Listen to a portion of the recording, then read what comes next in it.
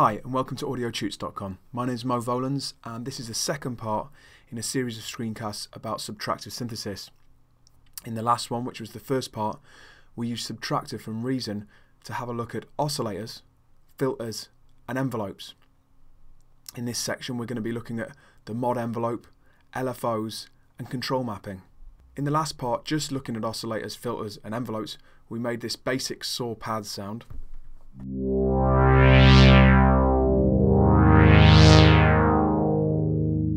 It's quite a nice sound, but it's pretty basic, and in this section we're going to be looking at how to spice it up a little and give it some dynamics and interest.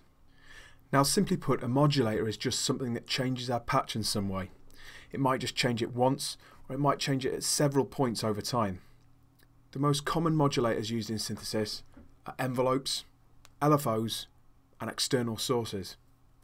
Now we're going to look at each one of these in turn on Subtractor, and hopefully it'll make the whole subject a little clearer. As the last thing we looked at in section 1 of subtractive synthesis was the filter and amplitude envelopes in Subtractor, we're now going to look at the mod envelope. It's really just the same as the other two envelopes. It contains the same 4 basic controls: attack, decay, sustain and release, and also an amount knob and an inverse button. The only real difference is that it can be routed to several different destinations rather than being hardwired to the filter or the amplifier. As you can see, it can be routed to oscillator 1 and 2. This controls the pitch, the main mix, the frequency modulation, the phase of the oscillators, or the frequency of filter number 2. To show you this mod envelope in action, let's look at it modulating a few things that the other two envelopes can't touch. To demonstrate the mod envelope in action, I've dialed in some basic settings: a long attack, a long release, and decay and sustain are at full. And I've dialed in the amount at exactly 64, which is halfway. First of all, I've assigned it to oscillator 2. This will alter the pitch of only the second oscillator and leave the first oscillator static. These pitch effects are great for adding interest to a sound and making them sound a little quirky. Let's have a listen to what it sounds like.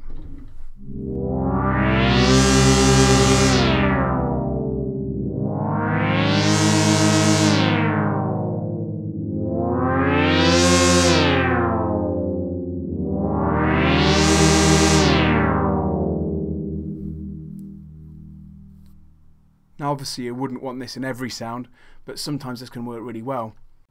Now let's have a listen to the same envelope settings with the same amount dialed in on some different parameters.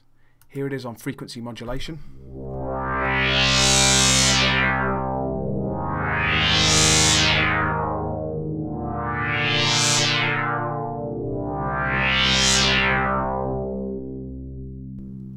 And on phase.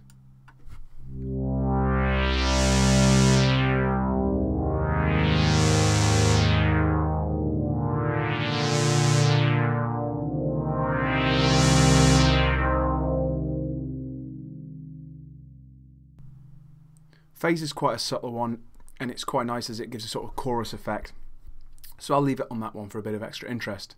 But you can see that this can be pretty useful and add some real flair to a sound if there's something lacking.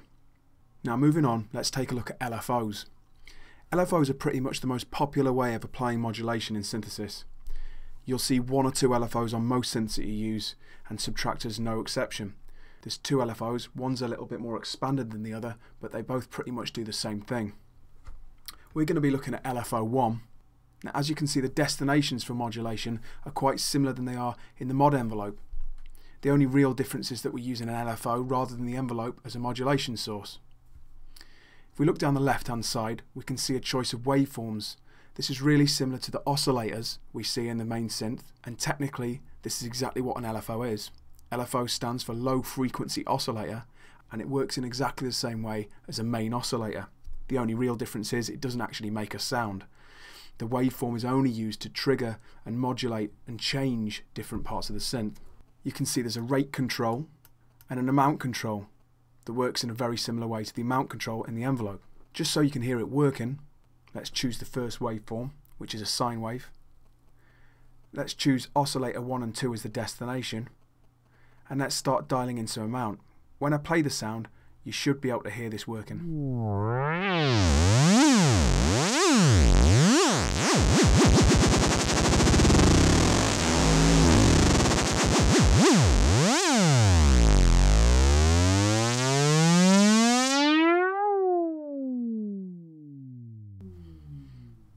Now obviously that's pretty intense, and you're probably only going to use that for an effects patch, but you can actually apply vibrato using this method, as long as you use small amounts and fast speeds. Let's have another listen.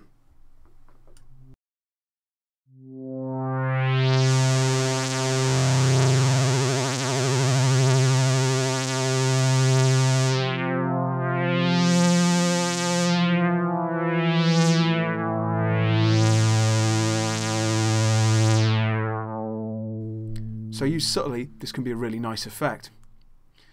It's also very useful for modulating the filter. Let's have another listen to this.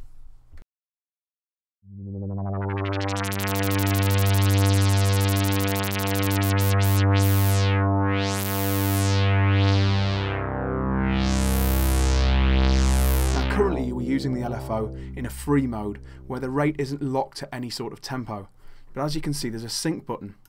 When this is clicked, the rate control changes and shows us bar divisions and note divisions. This can be very useful for syncing to the project or syncing to a beat. Turning the sync off and going back to the sort of setting we had for the vibrato, let's make sure everything's right before we use it.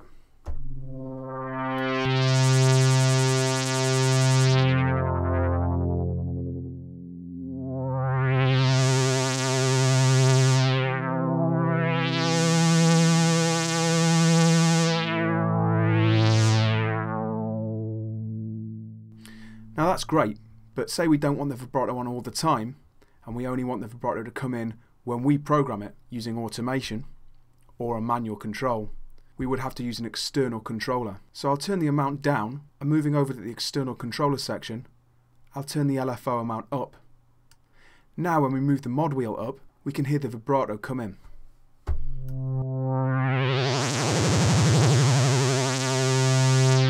Obviously that's a little much, so let's turn it down to about 15–20%.